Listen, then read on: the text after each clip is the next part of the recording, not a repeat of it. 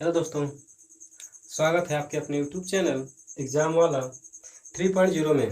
दोस्तों, आज हम लोग सीखेंगे गोली दर्पणों से प्रतिबिंब का बनना, अर्थात जो हमारे गोली दर्पण होते हैं उनसे प्रतिबिंब कैसे बनता है। जब हम लोग वस्तु को दर्पण के सामने, अर्थात जो हमारा उत्तल दर्पण होता है, अवतल दर्पण होता है, जब उसमें हम क्या करते हैं कि वस्तुओं को उसके सामने रखते हैं। जब हम उसके सामने क्या करेंगे, वस्तु को रखेंगे, तो उसका प्रतिबिंब कैसे बनता है, कब बड़ा बनता है, कब छोटा बनता है और कब वस्तु के बराबर बनता है, तो यही सब के बारे में हम लोग आज चर्चा करेंगे। ठीक है दोस्तों। तो जो हमारा गोली दर्पण होता है, गोली दर्पण में हमारे दो दर्पण आ जाएंगे। कौन कौन सा? तो एक हो जाएगा हमारा अवतल दर्पण और दूसरा हो जाएगा उत्तल दर्पण। ठीक है दोस्तों। तो देखिए, तो जो हमारा अवतल दर्पण होता है, अवतल दर्पण में भी क्या बनता है, वस्तु को जब क्या करते हैं कि वस्तु दर्पण दर्पण के सामने क्या करेंगे, वस्तु को रखेंगे, तो उसका प्रतिबिंब क्या होता है कि 6 स्थिति बनता है। कितने स्थिति? 6 स्थिति। ठीक है। तो उन 6 स्थितियों के बारे में हम लोग आज देखेंगे कि वस्तु को जब रखते हैं तो कैसे बनता है, तथा इसको बहुत ही शॉर्ट में सीखेंगे। इसको, यह जो होता है बहुत ही लेंदी होता है। ठीक है दोस्तों, यह बहुत ही लेंदी होता है, जिसको हमने क्या किया, शॉर्ट किया।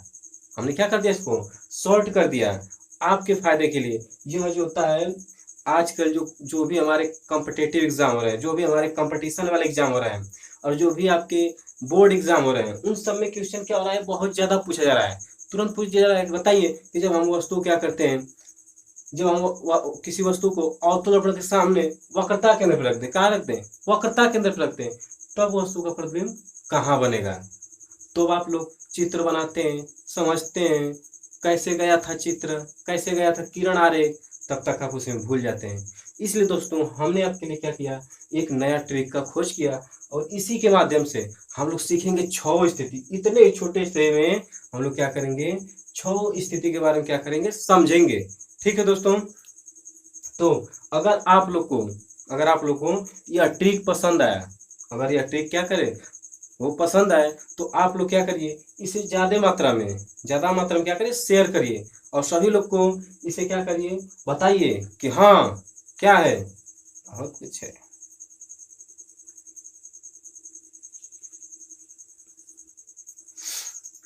ठीक है दोस्तों।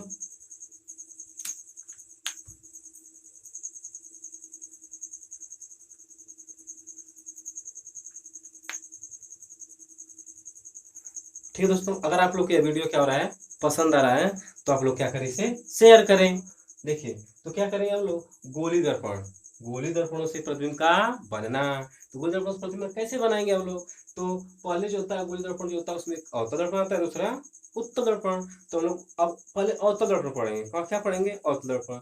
अवतल दर्पण जो हमारे 6 स्थिति बताए हैं, 6 स्थिति के बारे में हम लोग क्या करेंगे, समझेंगे। तो देखिए, यह जो बना है आप लोग का कौन सा दर्पण बना है, तो इसको कहते हैं अवतल दर्पण। क्या कहते हैं, अवतल। अवतल दर्पण किसे कहते हैं, अवतल दर्पण किसे कहते हैं। तो ऐसा दर्पण या ऐसा गोली दर्पण जिसका उभरा हुआ भाग कलई किया गया हो तथा धंसा हुआ भाग, उभरा हुआ भाग क्या किया गया हो, उभरा हुआ भाग कलई किया गया हो तथा धंसा हुआ भाग परावर्तक पृष्ठ हो, क्या हो, धंसा हुआ भाग परावर्तक पृष्ठ हो। ऐसे दर्पण को हम लोग क्या कहते हैं, अवतल दर्पण कहते हैं। ठीक है दोस्तों। तो 6 स्थिति कौन कौन सा होता है, तो एक वस्तु को जब हम कहाँ रखते हैं, अनंत पे, पहला कहाँ रखेंगे, अनंत पे। दूसरा कहाँ रखेंगे, अनंत और वक्रता केंद्र के बीच में। दूसरा स्थिति अनंत और वक्रता केंद्र के बीच में। तीसरा स्थिति वक्रता केंद्र पे। तीसरा स्थिति वक्रता केंद्र पे। चौथा स्थिति वक्रता केंद्र और फोकस के बीच में, कहाँ रखेंगे, वक्रता केंद्र और फोकस के बीच में। पांचवा स्थिति फोकस पर, कहाँ रखेंगे, फोकस पर। ठीक है, कहाँ रखेंगे, फोकस पर। छठवां स्थिति फोकस और ध्रुव के बीच में। छठवां स्थिति फोकस और ध्रुव के बीच में। कौन कौन सा स्थिति फिर से बोली तो, पहला स्थिति कहाँ रखे थे वस्तु को, अनंत पे। दूसरा अनंत और वक्रता केंद्र के बीच में। तीसरा वक्रता केंद्र पे। चौथा वक्रता केंद्र और फोकस पर। पांचवा फोकस पर। छठवां फोकस और ध्रुव पे। देखिए वही रखें, पहला रखें अनंत पे, दूसरा रखें अनंत और वक्रता केंद्र के बीच में। ठीक है।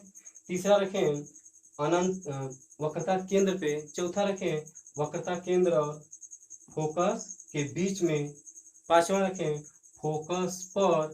छठवां रखें फोकस और ध्रुव के बीच में, कितना हुआ, 1 2 3 4 5 6, 6 स्थिति, कितना स्थिति, 6 स्थिति। यहाँ पे जो ए बी लिखे हैं, ए बी लिखे हैं, ए बी लिखे हैं, ए बी लिखे हैं, ए बी लिखे हैं, ये सब लिखे हैं। ये जो वस्तु है ना उसी का नामकरण कर दिया हमने, कि यहाँ पे जो ये जो वस्तु है इसका नामकरण कर दिया ए बी, क्या हो गया, ए बी, ए बी, ठीक ना, हमने क्या किया, नामकरण किया। अब देखिए 6 स्थिति में पहले जब वस्तु को रखते हैं, तो जब पहले वस्तु को रखेंगे, पहला वस्तु को जब हम अनंत पे रखते हैं तो इसका जो हमारा प्रतिबिंब बनता है, प्रतिबिंब कहाँ बनता है, तो फोकस पर बनता है, कहाँ बनता है, फोकस पे। तो देखिए यही है, कहाँ, फोकस। और यहाँ पे जब क्या बनता है, जो हमारा वस्तु का प्रतिबिंब बनता है वह वस्तु से बहुत ही छोटा बनता है, जिसको हम लोग कह सकते हैं कि एकदम बिंदुवत बनता है। कैसा बनता है, बिंदुवत, बहुत ही छोटा बनता है, लेकिन कैसा बनता है, वास्तविक बनेगा और उल्टा बनेगा, वास्तविक और उल्टा, वास्तविक और उल्टा। और कैसा, वस्तु से बहुत ही छोटा, वस्तु से बहुत ही छोटा। और कहाँ बनेगा, कहाँ बनेगा, फोकस पे, ठीक है। पहली का स्थिति हो गया खत्म। कहाँ, अनंत पे रखेंगे तो कहाँ बनेगा, फोकस पे। दूसरा का, अनंत और वक्रता केंद्र के बीच में, जो यहाँ पे सी दिख रहा है इसको कहते हैं वक्रता केंद्र, ये को क्या कहते हैं, फोकस, या को क्या कहेंगे, फोकस कहेंगे। सही से बना दें, तो आप लोग क्या सोचेंगे, तो इसको हम क्या करें, सही से बना दें। अब इसके बारे में समझा रहे हैं, पहले जो समझा रहे हैं बस उसने उतना ही समझिए, ज्यादा ना समझिए। अनंत पे रखेंगे तो फोकस पे। दूसरा, अनंत और वक्रता केंद्र के बीच में जब वस्तु को रखें तब क्या बनेगा, फोकस और वक्रता केंद्र के बीच में, फोकस अनंत और वक्रता केंद्र के बीच में जब रखते हैं तो कहाँ बनता है, वक्रता केंद्र और फोकस के बीच में। या इसको अगर हम मान ले पहला नंबर, क्या मान ले, पहला नंबर, तो इसका प्रतिबिंब कहाँ बनेगा, फोकस। इसको हम यहाँ पे दिखा दे रहे हैं कि इसका जो पहिलका का जो प्रतिबिंब बन रहा है वह यहाँ पे बन रहा है, जिसको हम पहिलका द्वारा दिखा दिए, ठीक है। अगर हम इसको दूसरा नंबर मान लें, दूसरा स्थिति मान लें, तो इसका प्रतिबिंब कहाँ बनेगा, फोकस और वक्रता केंद्र के बीच में, दूसरा का नंबर इसको मान लिए। तीसरा का नंबर, जब वस्तु को वक्रता केंद्र पर रखते हैं, हम वक्रता केंद्र पर रखेंगे, कहाँ बनेगा, वक्रता केंद्र पर ही बनता है, इसको मान लें तीसरा नंबर। जब तीसरा नंबर देखिए, वह जब वस्तु को वक्रता केंद्र पर रखते हैं तो इसका प्रतिबिंब भी कहाँ बनेगा, वक्रता केंद्र पर ही बनता है, और वस्तु क्या होगा, बराबर बनता है। इस यहाँ पे जब वस्तु को रखते हैं वक्रता केंद्र पे तो इसका प्रतिबिंब जो होता है कहाँ, कैसा बनता है, वस्तु के आकार के बराबर इसका प्रतिबिंब बनता है। कैसा बनेगा, वास्तविक और उल्टा भी बनेगा, वास्तविक और उल्टा। जो भी हमारे प्रतिबिंब दर्पण के सामने बनते हैं वे सभी क्या होते हैं, वास्तविक होते हैं और उल्टा। कैसे होते हैं दोस्तों, वास्तविक एवं उल्टा। तीसरा हो गया, चौथा नंबर, चौथा नंबर कहाँ रख दिए, पहला हो गया, दूसरा हो गया, इसको मान ली क्या, तीसरा, इसको मान लें चौथा। चौथा नंबर कहाँ रखे हैं वस्तु को, तो वक्रता केंद्र और फोकस के बीच में, वक्रता केंद्र और फोकस के बीच में। तो इसका प्रतिबिंब कहाँ बनेगा, वक्रता केंद्र और अनंत के बीच में। कहाँ बनेगा दोस्तों, अनंत और वक्रता केंद्र के बीच में। पांचवा नंबर देखिए, पांचवा नंबर जब वस्तु को रखते हैं कहाँ पे, फोकस पे। जब यहाँ पे रखेंगे आप, पांचवा नंबर यहाँ पे लिख देंगे। जब पांचवा नंबर लिखेंगे तो यहाँ इसको, इसका जो प्रतिबिंब बनेगा वो बनेगा अनंत पे। कहाँ बनेगा, अनंत पे। अब देखिए छठवां नंबर, छठवां नंबर जब वस्तु को रखते हैं कहाँ पे, फोकस और ध्रुव के बीच में, तो इसका जो प्रतिबिंब होता है, इस वस्तु का प्रतिबिंब वो दर्पण के पीछे बन जाता है। कहाँ बन जाता है, दर्पण के पीछे। कैसा बनेगा, आभासी बनेगा और सीधा, आभासी और सीधा, वस्तु से बड़ा, वस्तु से बड़ा। ठीक है दोस्तों, देखिए यार अब इसमें ध्यान दीजिए, पहला कहाँ रखे थे, अनंत पे। बोलिए आप लोग के साथ साथ कहाँ रखें, अनंत पे रखेंगे तो फोकस बनेगा। दूसरा नंबर, अनंत और वक्रता केंद्र के बीच में रखेंगे तो बनेगा फोकस और वक्रता केंद्र के बीच में, फोकस और वक्रता केंद्र के बीच में। जब वस्तु को, तीसरा स्थिति, तीसरा स्थिति नंबर 3, जब वस्तु को वक्रता केंद्र पे रखते हैं तो वस्तु का प्रतिबिंब भी बनता है वक्रता केंद्र पर ही बनता है। ठीक है। चौथा स्थिति, जब वस्तु को वक्रता केंद्र और फोकस के बीच में रखते हैं तो इस वस्तु का जो प्रतिबिंब होता है वक्रता केंद्र और अनंत के बीच में बनता है। ठीक है। जब वस्तु को फोकस पे रखते हैं तो इसका जो प्रतिबिंब होता है वह कहाँ बनता है, अनंत पे बनता है। कहाँ बनता है, अनंत पे। और वही वस्तु को जब क्या करते हैं, फोकस और ध्रुव के बीच में रख देते हैं तो इसका जो प्रतिबिंब होता है वह बन जाता है दर्पण के पीछे। कहाँ बनता है, दर्पण के पीछे। और ये बोले हैं, अभी बोले हैं कि जब वस्तु क्या करते हैं, दर्पण के सामने रखते हैं, अगर इसका प्रतिबिंब भी क्या हो, दर्पण के सामने ही बन जाए। अर्थात जब इन सब वस्तुओं क्या होगा, प्रतिबिंब जो होगा दर्पण जगह सामने बनेगा। ठीक है, तो इन सभी वस्तुओं को इन सब वस्तुओं का जो प्रकृति होगा, नेचर होगा, वे सभी जो होगा वास्तविक होगा और उल्टा होगा, वास्तविक और होगा और उल्टा होगा। अगर वही दर्पण के पीछे बन जा रहा है तो उनकी प्रकृति कैसे हो जाएगी, आभासी जगह और सीधा आ जाएगा, आभासी और सीधा। तो यहाँ पे इनकी प्रकृति कैसी, वास्तविक एवं उल्टी, वास्तविक एवं उल्टी। जबकि यहाँ पे दो जो स्थितियां होती हैं उनमें क्या होता है कि वस्तु का जो यहाँ पे जो प्रतिबिंब का आकार होता है वस्तु के आकार से छोटा होता है, जबकि वक्रता केंद्र पे जब रखते हैं तो वस्तु के बराबर होता है।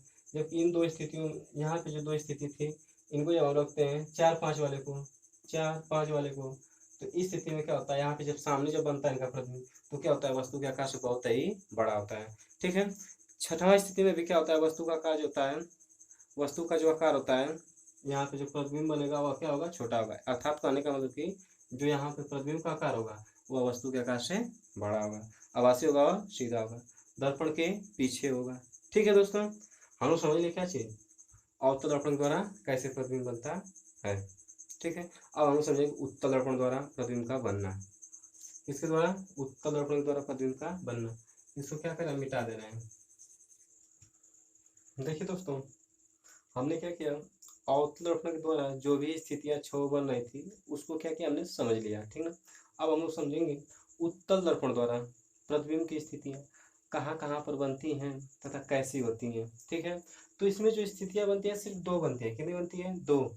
ठीक है, एक तो बनती है जब हम वस्तु को रख देते हैं कहाँ पे, एक वस्तु को रखते हैं हम लोग रखते हैं अनंत पे। जब हम वस्तु को अनंत पे रखते हैं तो उसका प्रतिबिंब जो होता है बनता है कहाँ पे, फोकस पे। कहाँ बनता है, फोकस पे। और वही वस्तु को जब हम रखते हैं अनंत और ध्रुव के बीच में, अनंत और ध्रुव के बीच में, अनंत और ध्रुव के बीच में जब वस्तु को हम लोग क्या करेंगे, रखेंगे, अनंत और ध्रुव के बीच में जब रखेंगे वस्तु को तो इसका जो प्रतिबिंब होता है वह फोकस और ध्रुव के बीच में बनता है। एक स्थिति हो गई, दूसरी स्थिति हो गई, सिर्फ इसमें दो स्थिति, कितनी स्थिति, दो स्थिति, पहल का अनंत पे, दूसर का अनंत और ध्रुव के बीच में। तो पहला जब वस्तु को हम अनंत पे रखते हैं तो इसका प्रतिबिंब आप सीधे याद रख लीजिएगा कि फोकस पे बनता है। जबकि जो वस्तु हमारा, जब हम वस्तु को ध्रुव और अनंत के बीच में रखते हैं तो इसका जो प्रतिबिंब होता है कहाँ बनता है, ध्रुव और फोकस के बीच में बनता है, ध्रुव और फोकस के बीच में बनता है।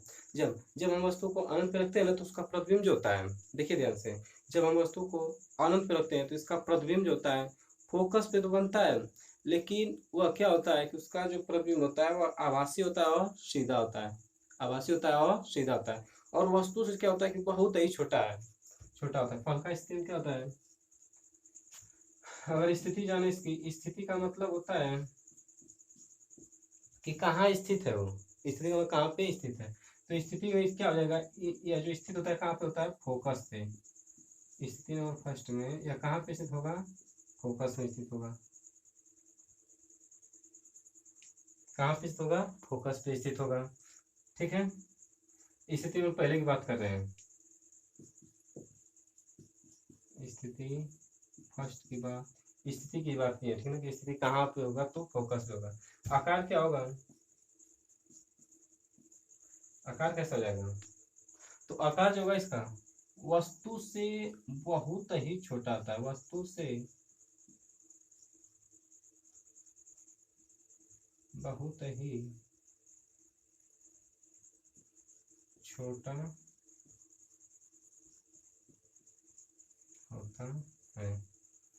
और स्थिति हो गया, आकार हो गया, और एक चीज क्या आता है, प्रकृति, प्रकृति अर्थात नेचर। तो इसका नेचर कैसा होता है, तो नेचर के बारे में समझिए। तो इसका नेचर कैसा होता है, नेचर का मतलब कि आभासी होगा कि सीधा होगा कि वास्तविक होगा, उल्टा होगा। तो इसका नेचर जो होता है आभासी एवं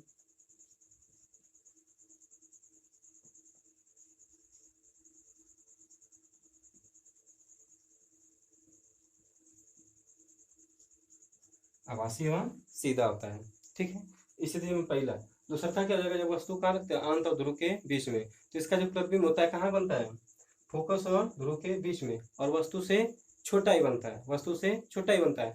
और इसका भी जो प्रकृति होती है कैसी होती है, आभासी होता है एवं सीधा होता है, आभासी एवं सीधा, वस्तु से छोटा। इन दोनों स्थितियों में जब क्या करते हैं कि उत्तल दर्पण में वस्तु को रखते हैं, उत्तल दर्पण क्या करते हैं, वस्तु क्या करते हैं जब इसके सामने रखते हैं ना, तो इसमें क्या होता है, दोनों स्थितियों में जो वस्तु का आकार होगा, वस्तु का जो आकार होता है, ठीक है, उससे जो हमारा प्रतिबिंब का आकार होता है वो क्या होता है, हमेशा हमेशा ही छोटा होता है। इसमें सिर्फ बनता है, सिर्फ एक ही प्रकृति इसकी बनती है, आभासी और सीधा, आभासी और सीधा, छोटा छोटा। इसमें जो प्रतिबिंब होगा हमेशा छोटा ही बनेगा, छोटा ही बनेगा। इसमें कौ स्थिति, दो स्थिति, कहाँ कहाँ, अनंत पे रखेंगे, और दूसरा कहाँ रखेंगे, अनंत और ध्रुव के बीच में, अनंत और ध्रुव के बीच में। जब अनंत पे रहते हैं तो कहाँ बनता है, अनंत पे रहते हैं तो कहाँ बनता है, सही बात, फोकस पे। कहाँ बनता है, फोकस पे। और दूसरी बात, जब अनंत और ध्रुव के बीच में तब कहाँ बनता है, हाँ सही बोले हो, कहाँ पे, ध्रुव और फोकस के बीच में। ठीक है, ठीक है दोस्तों।